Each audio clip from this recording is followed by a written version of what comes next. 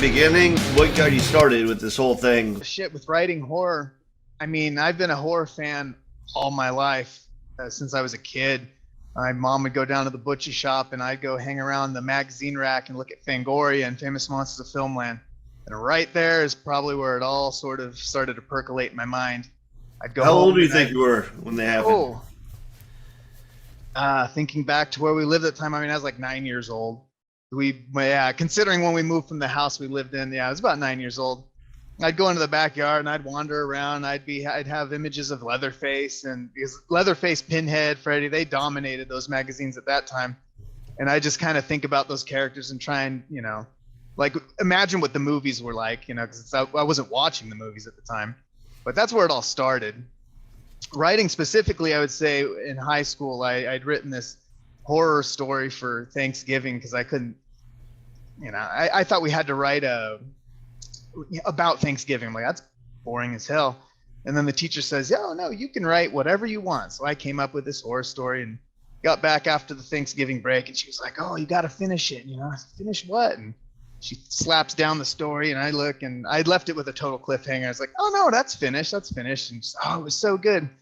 She may have just been totally encouraging me or something. I can imagine it was probably pretty awful. It was a damn ninth grader writing it, but that's what made me want to write. And from that point on, I was writing like every day in class instead of listening, where previously I was reading instead of listening.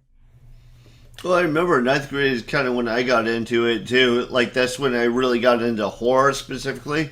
Like I always liked kind of dark stuff, but that's when I got issues of Fangoria. Like me and my friends would be in the woods, like smoking cigarettes, reading Fangoria, going, "Oh, look at this scene, look at that scene," stuff like that. So that got me into it. I remember that was like the only, well, I don't know if that was the only magazine on the market, but that was the only magazine they had at 7-Eleven. Right, yeah, that was the big one, yeah. My absolute favorite was Evil Dead 2. Like once I saw Evil Dead 2, I was sold. That did it for me. Is there one movie that did it for you? I was a big fan of Freddy Krueger. That probably is the thing that really got me just absorbed into horror movies. My parents were really cool about horror movies. I mean, I was in walking distance to a little mom and pop video store, and I'd go there, and I was probably about 12 years old, and they'd always call my mom, "Can he rent this movie?" And finally she said, "You know what? He can rent anything he wants except for what's in the room with the curtain." I was like, "Oh, all right." So I was just renting Hellraiser and just everything. What's in the room with the curtains? Was that like porno or something? That was the porno room, absolutely. That's absolutely what it was. Nothing in the porno room. I don't know. It seems like a lot of that early stuff, like especially like the more slasher films, like the Friday the 13th. Like people would get naked all the time, but the moment they got naked and started having sex, that's when they die. It was, right? It's almost like a morality play, like a weird, you're getting an arrow through the throat the minute that you start getting undressed, That's right. Or smoke a joint, one or the other. Yeah. So, did you start writing when you were in high school, but you started trying it more professionally as you moved along? How did they go? Yeah, that's absolutely true. Yeah, in high school I wrote a lot, but I didn't know what I was doing. I was really emulating basically H.P. Lovecraft and Stephen King, literally just writing stories just like they would write. I would hate to read those stories now. I can only imagine how ridiculous they are. And I kind of went off the rails for a few years and didn't read or write or do anything. And then when I came back to Earth, I was like, I really enjoyed, back to Earth. I really enjoyed writing a lot. So I got back into that. Brief foray into like outer space. That's right. And Earth to Robert, like, okay. And at that point, I'm a little bit older, and I started writing again, and I would go on the internet or whatever, and like, how do you get published? And started looking into that a little bit more seriously. I learned a lot along the way through rejection letters at the beginning, a lot. I feel bad for the editors that were reading the crap that I was sending them, but some of them were nice enough to send me some pages back, because I was literally sending my manuscript to them in the mail. And then sometimes I get a few pages back with red writing on it that was like, "Dude, you need to, your grammar sucks here, and this is what," and it really helped a lot. I kind of started reading books on grammar and all that kind of stuff to improve my writing. And so I mean, it's been a while. It was like 2007, 6 or 7 when I first started sending stories off to publishers and got serious about it. How old were you at that point? Oh, 25. About Okay. 25, yeah. 2006 is 25. Yeah, about that. Is that what you do now mostly? Do you write? Do you work another job as well? Oh yeah, I work another job. I'm in the construction business. You know, I work in the warranty department for a home builder in Knoxville. That's what I makes my money, and I get up real early every morning and I write, and I just trying to work that dream. Right. Are you hoping at some point it's going to take off and be all writing? I would love it. I would love it.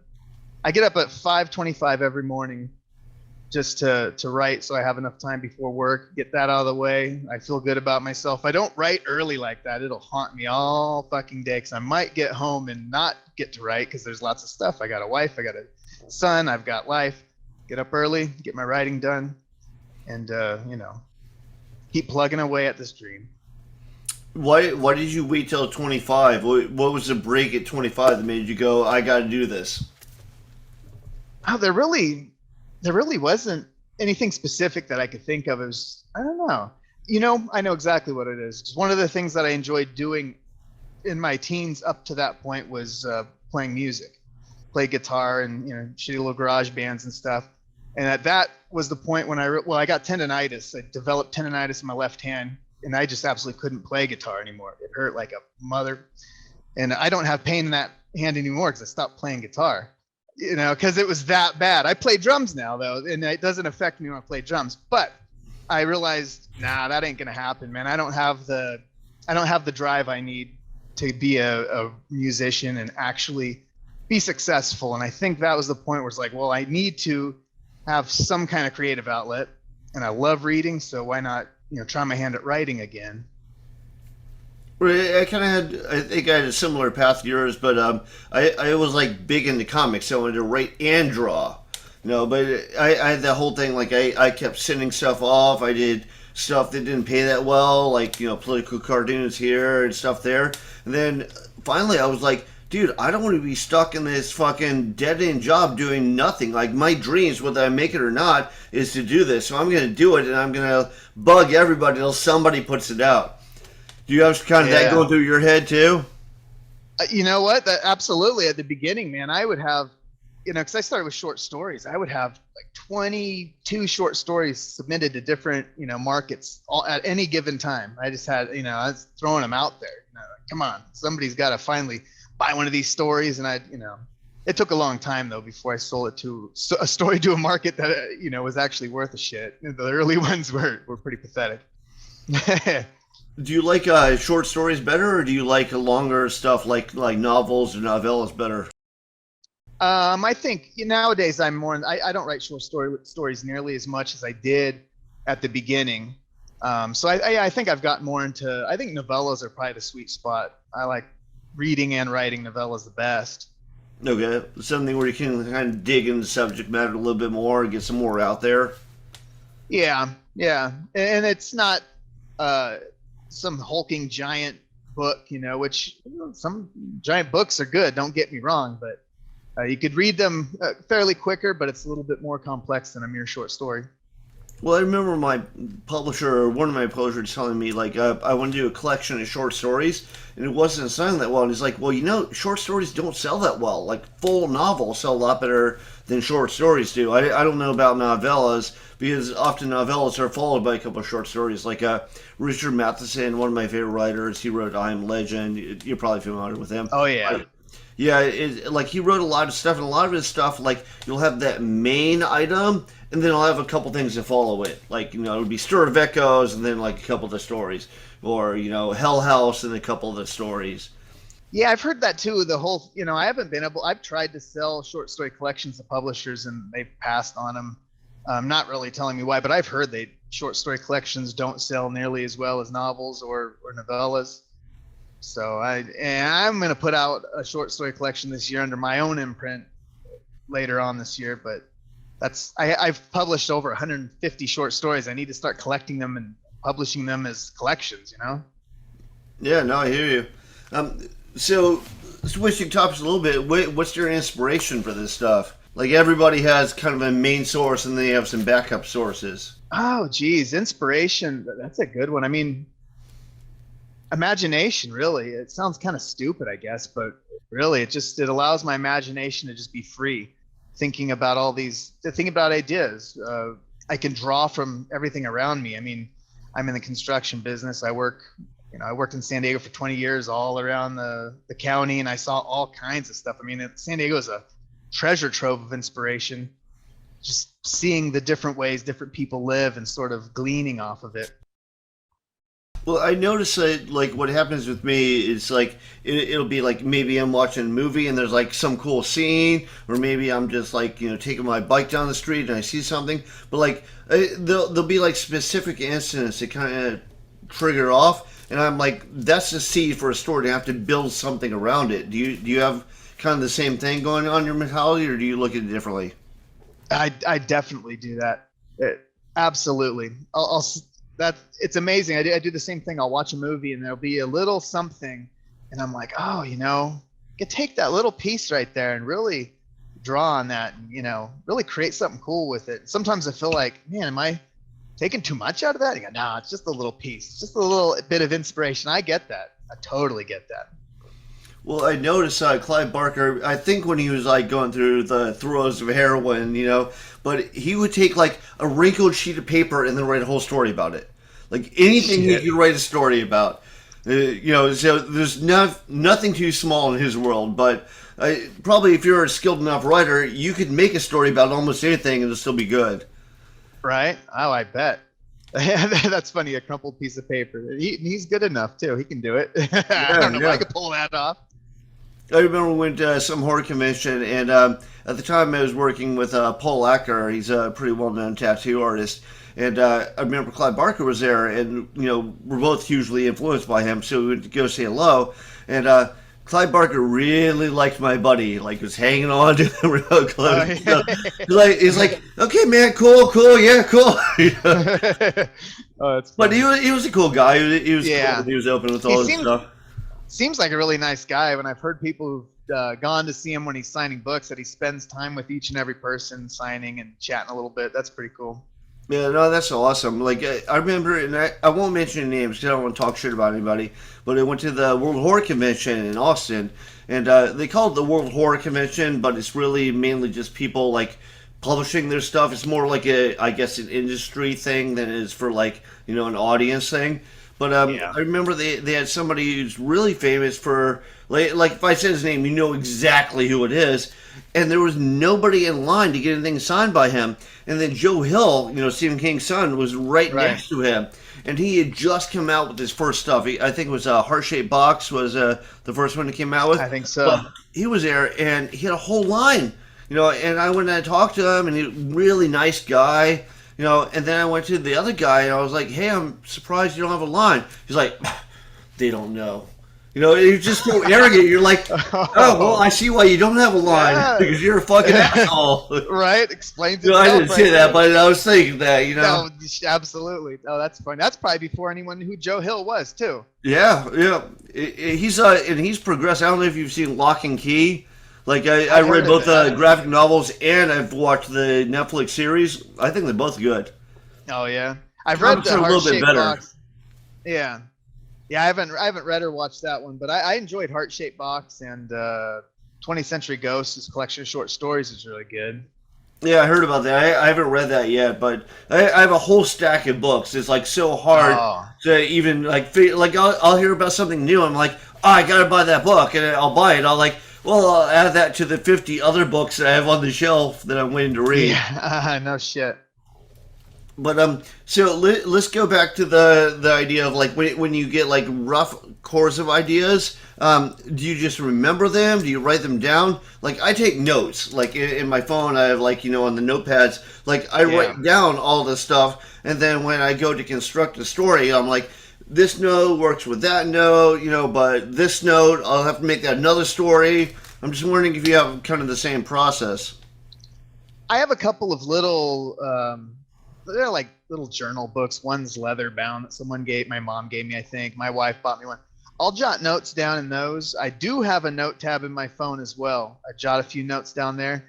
Um, Most of the time, the really good ideas, I really just think on them a lot while I'm driving. Well, when I lived in San Diego, I'd be in traffic for like 45 minutes each way. And that was like, I'm not just going to sit in traffic. I'm going to do something with my time. So I would totally think about my ideas and kind of really develop them that way. And I sort of do the same thing. I try and think about them when I have idle time while I'm driving, whatever, to really get them developed. What pisses me off though sometimes is if I don't write them down and take a few notes on them, sometimes I forget. And Yeah, same here. Like, oh, and I remember, and I go, oh, it was so fucking good. What was it? And then I can't. Same here. Yeah, I'm like, that was a great idea. What the fuck was it? You know. Oh, and it pisses me off. So I have about 3 little notebooks, and they're mostly, those are just a quick note I did. Maybe a page if it's a little bit more, but it might just be a couple lines, a couple paragraphs. If it's something that I'm starting to write, then I'll take more extensive notes just so I don't forget anything. Okay. Is there like a genre that you prefer? Like, some people like more like the Maniac Cop, some like the more like, it's just a slasher, he's fucked up, kind of Henry Portrait serial killer. Some people like the more like fantasy based like Pumpkinhead. Some people like the more like sci-fi, like Event Horizon. Like I would say my personal favorite would be like the Event Horizon stuff, but everyone has something different. A lot of my earlier stuff was probably more extreme horror, kind of just really violent and gory stuff. I'm trying to kind of get away from that a little bit. I'd like to say, ooh, every story is like totally different than the one before, but I'm sure that, if someone were to read all my books, they go, dude, you've got these things that you talk about a lot in your stories, like, addiction or something comes up a lot, or, alcoholism, or, some kind of something that I'm not even noticing. Go, holy shit, that is in every story. What the fuck? As far as, it probably, more kind of violent horror. I'm not sure what category that falls in, but, I like a lot of supernatural horror, actually, come to think of it, because some stuff is more supernatural that's rooted in the real world. Are you religious at all? Do you believe that like there's like other forces at play? No, I don't have a religious bone in my body. It's nah. It's speculation, right? It's just the mind. I've got a mirror right here above the computer that's kind of tripping me out as I'm doing this interview, and I see my face in a mirror too. It's like, who knows? That could be a dimension to another world. That's what I was thinking. Yeah. No, the reason why I ask is like I don't really care what people believe as long as they don't push on me. It's their thing, whatever they're into. But I know I have a hard time when it's like really based on something like biblical, like like demons and ghosts, and like I'm like, but I don't believe in that stuff, so you're not convincing me to buy your story.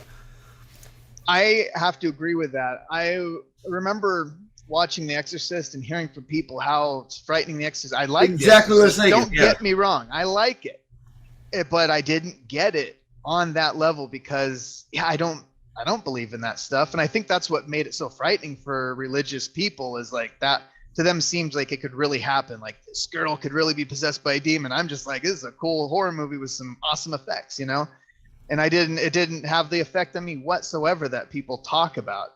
And I totally get that. My first book, the editor, it has to do with, there's lots of demons and creatures in this. It's called Through the In-Between Hell Awaits. Hell is in the title, but it's coming from a dude that doesn't believe in religion, right? The editor put a note halfway through. Are you ever going to talk about God? And it doesn't make sense to have hell and all this. And I said, I wrote a note back to the editor. Well, this is just a different viewpoint of all this. I just think demons are kind of fun and cool. And I'm writing a story about, Slayer talks a lot about demons, Yeah. I'm called Hell Awaits, Yeah, exactly. That's where that title came from. And I was like, I don't know, man. I never thought about it. It's just stuff that I thought was interesting. That was my first Slayer album, Hell Awaits. Oh yeah? That's a good one. So does music influence you? Absolutely. Probably in one way more than anything is to help me with titles. I hate to take people's titles like Through the In Between Hell Awaits. My short story collection is going to be called Infected Voices, which is a Sepultura song. I need to probably tone that down a little bit, but the imagery of heavy metal in particular is just fantastic for writing horror. You know, I mean, hell, a lot of those songs are horror stories. Yeah. Well, some of the lyrics I think are pretty bad, and some are amazingly good. It's like they run the whole gamut, you know. That's true. That's true. But they're definitely like I use titles of songs by bands I like for titles of chapters in my book. You know, that's people are like, idea. "Oh, is that Yeah. related to?" Like I did one. I think it was like I did a couple based off Acid Bath songs. I don't know if you heard of the band Acid Bath. I have, yeah. And I like Acid Bath a lot, and I did a couple of chapters with names based off of Acid Bath songs. And they're like, "Well, is it related to?" I'm like, "No, I just really like the Yeah. song, you know." Right. It fits, right? The title fits. Kind of like the feel inspires me, but not necessarily the story behind it. So, That's actually exactly what when I'm doing with using as titles like Infected Voices or Hell Awaits. Yeah, it's not inspired by the lyrics of the song, but the feeling. right. Well, I think the best music kind of creates the feeling in you. You know, you don't Yeah, it does. necessarily have to listen to the story, but one thing that I do with all my writing, and I might have taken this from comic books, is I try to keep them all kind of in the same world, like the same kind of continuity going on. So, like, not direct. It's not like you have to read one to read the other. It's not like this person interacts with that person necessarily. But I try to keep it all in the same world. Do you do that, or are they all separate worlds? They're pretty much all separate worlds. And I'm familiar with that concept. I know Brian Keene's big on his stories all in a big world. I think Stephen King kind of does that. Yeah, he definitely does. Yeah, the Dark Tower stuff, how it all kind of comes together. I don't retain the connections. And then maybe it's like I read the Dark Tower books and I'm like, I think I recognize that character. And then I hear people going, "Oh, Insomnia is tied to Dark Terror." I'm like, shit, how? I didn't notice that. How did I not notice that? Randall Flagg, yeah, I could tell you were from the stand. But no, I don't do it. I will use characters in different stories, but it doesn't necessarily mean they're in the same universe. It's just sometimes I like a character, so I'll use them again. Or there's a particular apartment building that a friend of mine lived in that I use a lot in stories because I just think it's a great setting. And then the apartment complex always has the same manager and stuff. So it's kind of like that, but it's not a conscious effort where they can really even be loosely tied together. If anything, that particular apartment building's probably just fucking haunted or something, you know? That's why it has so many weird, spooky things going on there. Yeah, when I lived in Washington D.C. when it was really bad. There's like a lot of places, including like public housing complexes, that are closed down and boarded up. But me and my drunk punk rock friends would like get in through the roof and we'd explore it. So that's the basis of a lot of stories right there. Right? Like how creepy it is when you're going around with a flashlight and stained tile, and you're like, I wonder how many people died in here. Right? Yeah. But all right, so what are you working on right now? You said you're shifting more towards longer stories like novellas and novels. Yeah, I mean, I've been publishing novellas and novels, for a few years, and I think I've published like 15 or 16 of them with different publishers and whatnot. I've got quite a few things coming out this year, going into next year, and I'm always writing the next book. For instance, my latest book, Circus Oasis, just came out from Encyclopocalypse Publications, and then they'll be putting out another book of mine in a few months. And yeah, we'll definitely make sure that we put up the link for how to buy that. It's available on like Amazon and Barnes and Nobles or whatever. Oh yeah, yep, all over the place. And I'm always working on something. Have you tried Audible at all? Like I noticed with my latest book, I put it on Audible. That's the bestseller. To this day, that's still the bestseller. Damn, my very first book got the audiobook treatment. The publisher did that, but that was quite a few years ago. I haven't had one done on audiobook or Audible or whatever since. But the new one, Circus Oasis, I'm told that they're gonna get a narrator for that one. So I'm actually kind of excited for it because it does seem like audiobooks are really skyrocketing. I've been listening to more audiobooks than I ever have before. So Yeah, I noticed with my publisher, like there are a couple different people. It's like, do you like this guy's voice better? Do you like this guy's voice better? And then you can kind of choose either you pay them in one lump sum or you give them a percentage of all sales. I didn't know how I was going to do, so I gave them a percentage of all sales. What I should have done is one lump sum because it sells so much better. But yeah, I wouldn't know what to do either. Well, I don't know. so when you do a book, like whenever I do it, I do a lot of research because I'd hate to get called out on something. Um, I did a story about the Loch Ness, and I actually waited until I visited Scotland. I went to the famous Loch Ness, and I was like, "Oh, this is what the Highlands are like," and all that sort of stuff. You know, that's probably more extensive. You don't necessarily need to go to the place, but do you do research? I try and write about locations that I'm familiar with.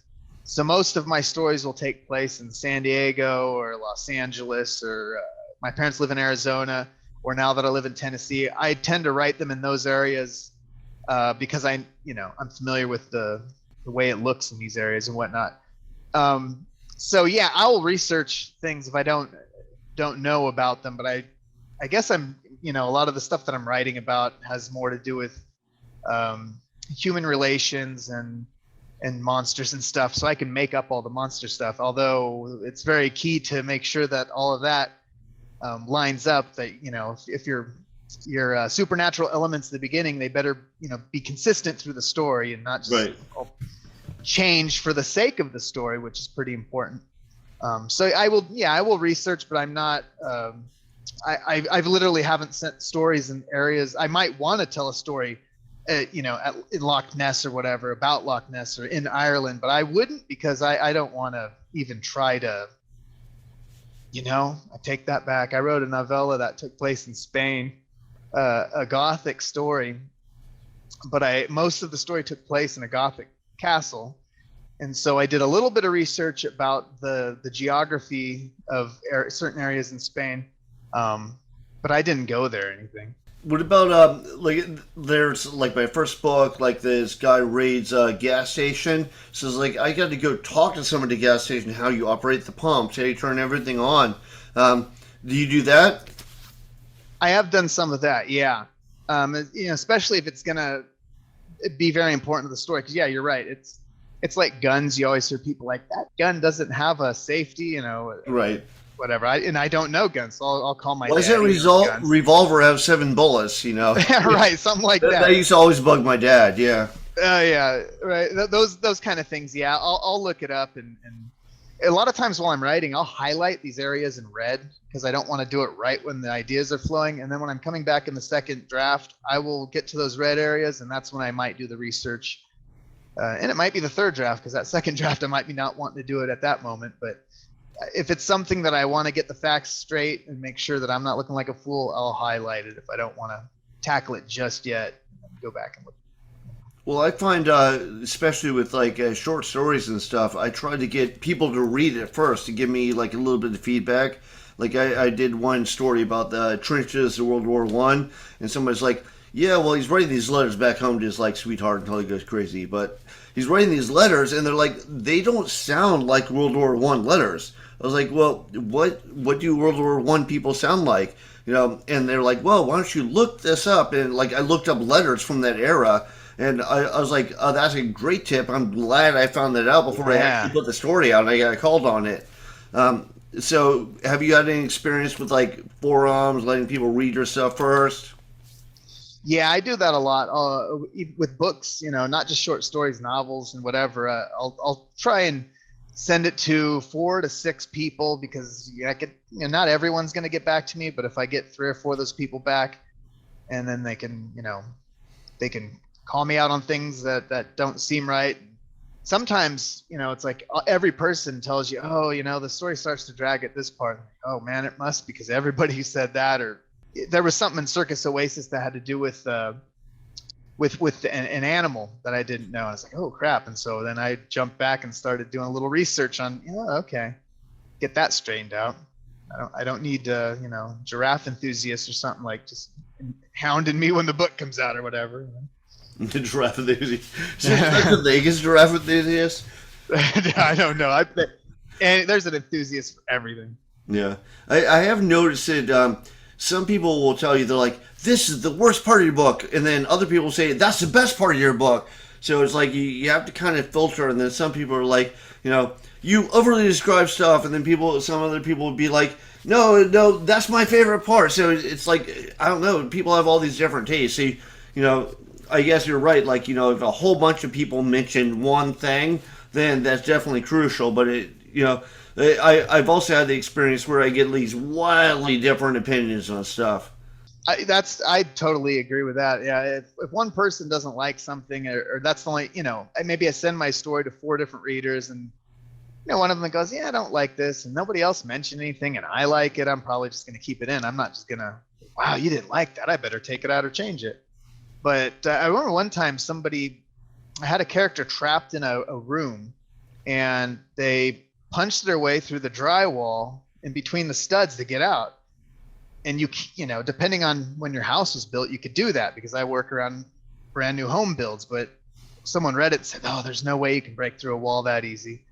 And I thought, shit, the problem is a lot of other people might think that, because, when your newer homes are built with drywall and some insulation in between the studs, you can punch right through that and climb out of a room and new home builds. But if your house was built a long time ago and you've got the old sheetrock that's got the metal going through it, yeah, you aren't going to get anywhere. So I thought either I explain it better why the person can break through the wall, or I completely change it, because nobody wants a lesson on how a house is constructed right in a point where you're having action. But it made sense that I should change it, because I didn't want people to be reading it and go, no, there's no way you can break through a wall like that. Yeah.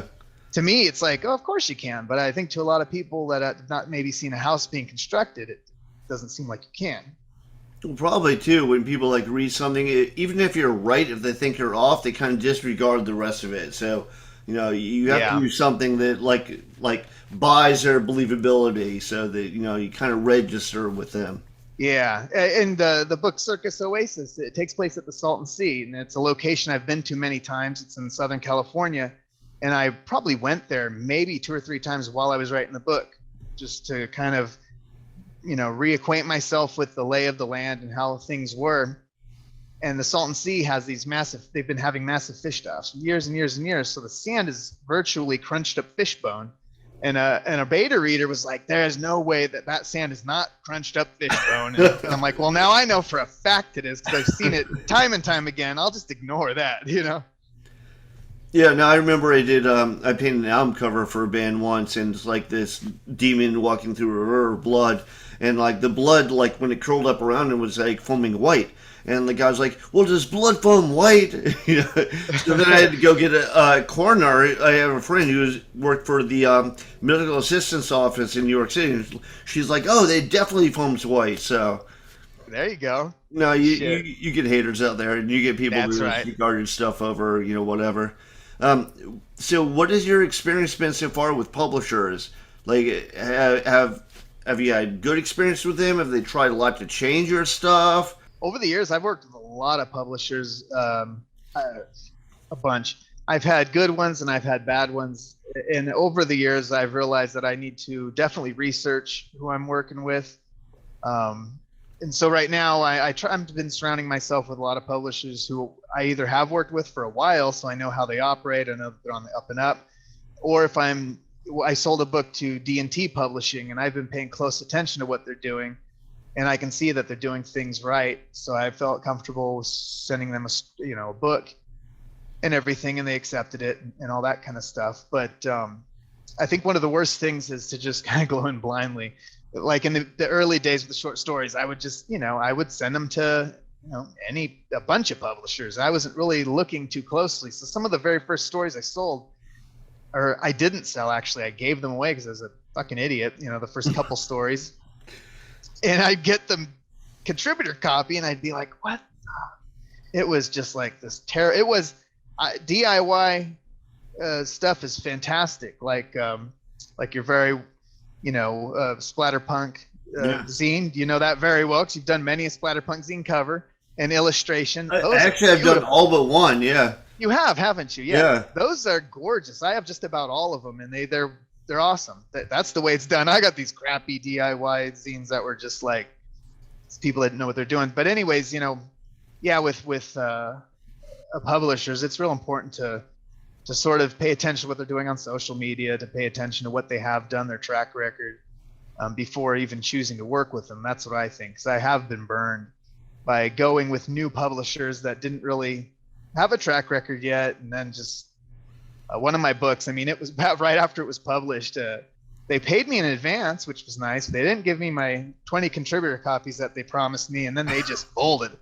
And I was like, I have like 2 copies of that edition of that book, and I don't know how many are. There's probably like maybe 5 out there of someone who might have got it, right when it came out. But that Well, I'm sure you can resell it if they went out of business. Like the story, you could resell the story. And I did. I republished it after that. The rights reverted back to me. With the language in the contract, and that guy just like left. I couldn't get a hold. All of a sudden it was, and that kind of shit happens. That I try and make better decisions with who I'm working with so that I can avoid that kind of stuff. Yeah, I've had total mixed reaction. Like my current publisher is Macabre Inc. and it is Crossroad Press. And they're really nice. They're really good. It's like probably the first people that I have that they send me every single month like reports of like what my sales are and all that sort of stuff. But I've had some really bad ones. I don't want to mention names except for one. There's one that's so horrible that I will mention. That's Damnation Books. Never go with Damnation Books. I had sold them a freaking novella, and I know. I hear you. Oh God. I don't think it ever got published, but man, it was just such a pain. Yeah, it got edited and it got really close to being published, and I think I ended up pulling it or something. Yeah, they're terrible. Yeah, well, they like, because I do artwork, and so I wanted to do the cover, and they're like, okay, well, we'll make an exception and let you do the cover, but we have like I don't know, they're like digital or video editor or whatever, like who like puts like the title on all that sort of stuff. Yeah. And they basically just destroy. They put like this really lame stuff. It looks like something that came out in like the 80s or something. and I gave him some pushback on that, and they were like, no, this is what we're going with. I'm like, well, actually, in my contract, so I had to get the lawyer involved, write them a letter, and then they were so mad. And then I was like, I just want my rights back. If you're going to violate everything, I just give it back to me. And then, the lawyer had to say, I'm going to sue you if you don't give the rights back. So then what they did is they emailed a release of the rights purposely to the wrong address. It was a horrible, man. Yeah. It's a horrible situation. Oh, I'm familiar with them. But have you tried self-publishing any like short stories on like Kindle or CreateSpace or anything like that? Yeah. Very recently, in the past year, I published a novella, Follow the Maggot Wagon. It's done pretty good. I'm pretty happy with it. I put it on godless.com. Are you familiar with godless.com? No. Is that a good site?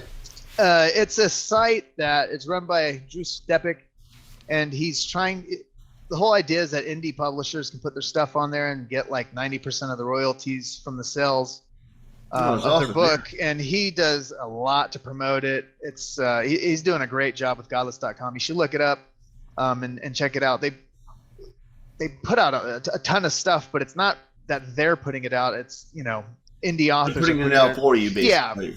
Yeah. My book is available still on Amazon, all that. But I go, oh yeah, and I'll put it on Godless too. And I've made Follow the Maggot Wagon. I made more royalties off of the Godless sales than the Amazon sales.